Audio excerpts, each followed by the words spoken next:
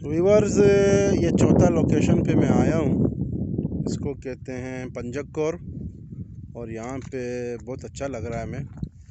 ये लोकेशन है, हमारे जितने भी सब्सक्राइबर हैं वो हमें सपोर्ट करें।